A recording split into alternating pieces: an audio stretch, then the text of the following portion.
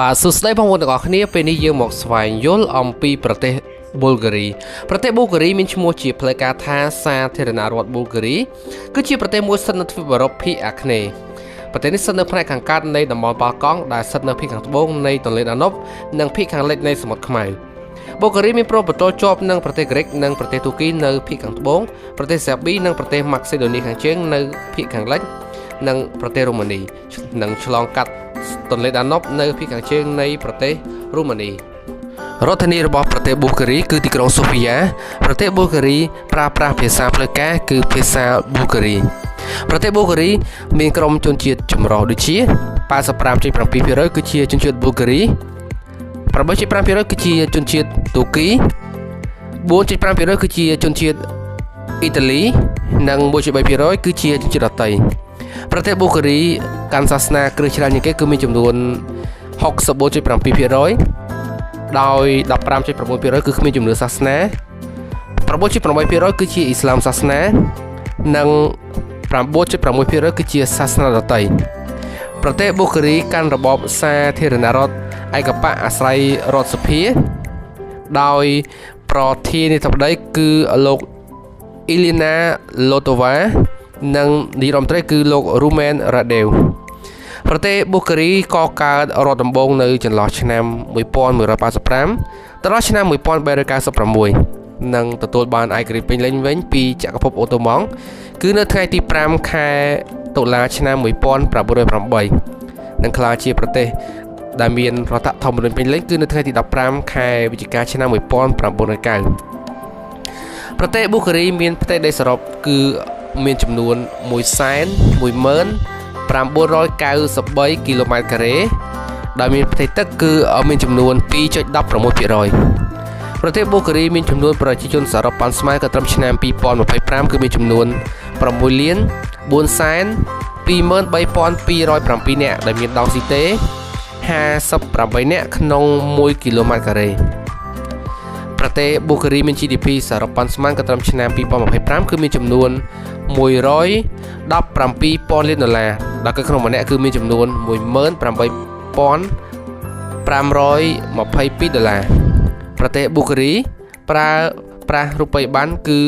អឺរ៉ូហើយប្រទេសនេះបើកបរនៅទីខាងស្ដាំនៅមានលេខកូដប្រទេសគឺបូក359សំណង់មនុស្សនៃអាឌីថាលដែលមានអាយុកាលប្រហែល 15,000 ឆ្នាំមុនឬយុគសម័យថ្មបុរាណកណ្ដាលគឺជាដែនដំបូងបំផុតមួយចំនួន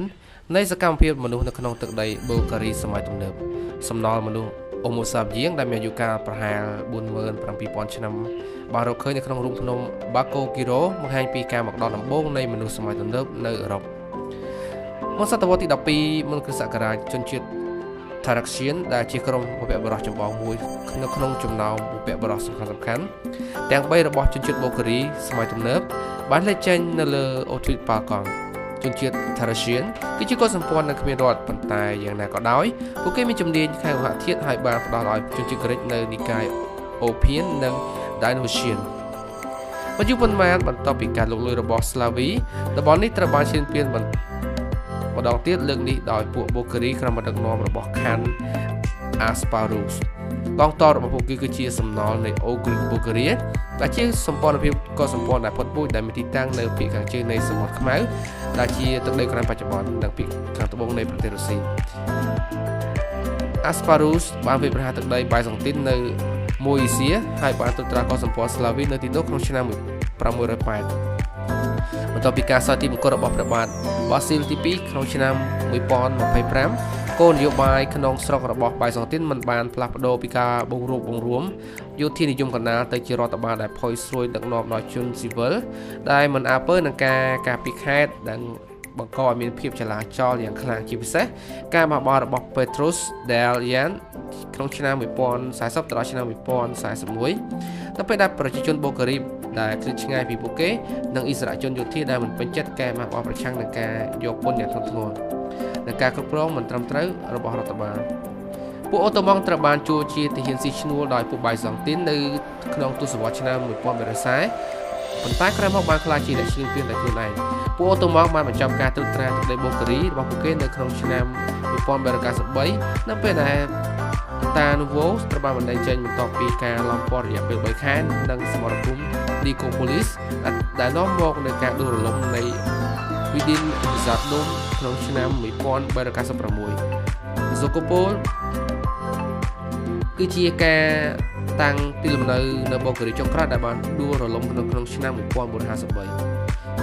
ព្រះរាជាណាចក្របូការីបានឈ្នះសង្គ្រាមប្រឆាំងនឹងសេបៀហើយបញ្ចូលទឹកដីពាក់កណ្ដាលស្វយ័តអូតូម៉ង់នៃភាគខាងកើតរូម៉េលីយ៉ាក្នុងឆ្នាំ1885ដោយប្រកាសខ្លួនឯងថាជារដ្ឋឯករាជ្យនៅថ្ងៃទី5ខែតុលាឆ្នាំ1908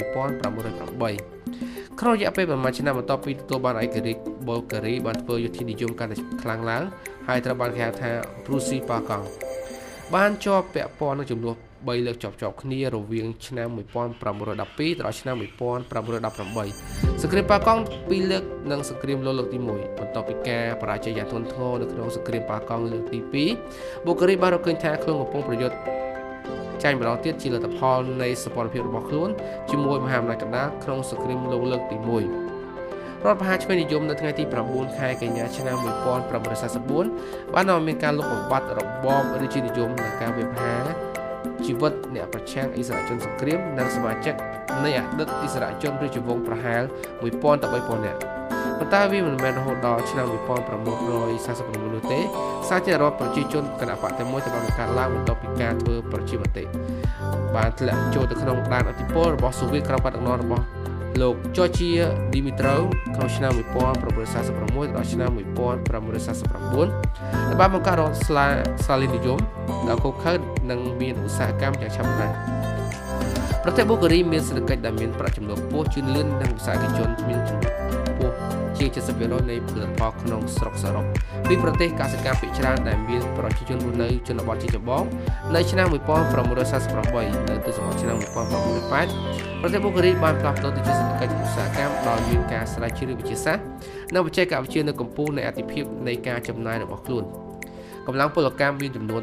3.36 លាននាក់ដែលក្នុងនោះ 6.8% មានការងារធ្វើក្នុងវិស័យកសិកម្ម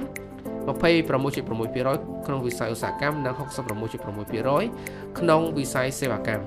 ការទាញយកលោហៈធាតុនិងសាធារណការផលិតសារធាតុគីមីការសាងសង់ម៉ាស៊ីនដែកថែบบច្ចេកវិទ្យាថ្នាំជក់ការកែច្នៃចំណីអាហារនិងការចំណាយប្រេងកាតគឺជាសកម្មភាពឧស្សាហកម្មសំខាន់មួយចំនួន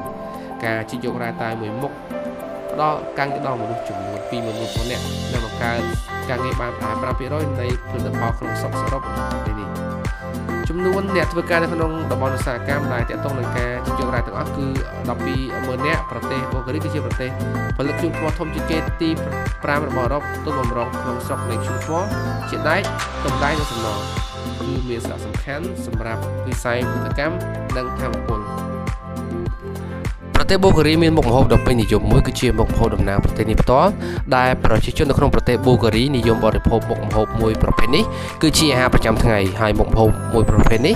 គឺមានឈ្មោះថាបានីតហ្សាហើយប្រទេសបូការីក៏មានអាកាសយានដ្ឋានអន្តរជាតិដ៏ធំមួយដែលមានទីតាំងស្ថិតនៅក្នុងរដ្ឋធានីរបស់ប្រទេសនេះផ្ទាល់គឺទីក្រុងសូហ្វីយ៉ាហើយអាកាសយានដ្ឋានអន្តរជាតិនេះគឺមានឈ្មោះថា Sofia International Airportហើយអាកាសយានដ្ឋានអន្តរជាតិនេះអាចទទួលភ្ញៀវទេសចរជាតិនិងអន្តរជាតិប្រមាណ 8,413,762 នាក់ដោយស្ថិតិកត្រឹមឆ្នាំ2025និងមានប្រតិបត្តិការជើងហោះហើរសរុបប្រមាណ 65,764 ជើងហោះហើរដោយស្ថិតិកត្រឹមឆ្នាំ2025ហើយវីដេអូនិយាយអំពីប្រទេសបូការីនៅពេលនេះក៏បានឈានដល់ទីបញ្ចប់សូមអរគុណបងប្អូនទាំងអស់គ្នាដែលចំណាយពេលទស្សនាវីដេអូរបស់ខ្ញុំបាទកុំភ្លេចជួបគ្នានៅវីដេអូបន្តពីនេះខ្ញុំបាទសូមអរគុណសូមជម្រាបលាបងប្អូនទាំងអស់គ្នាបាទ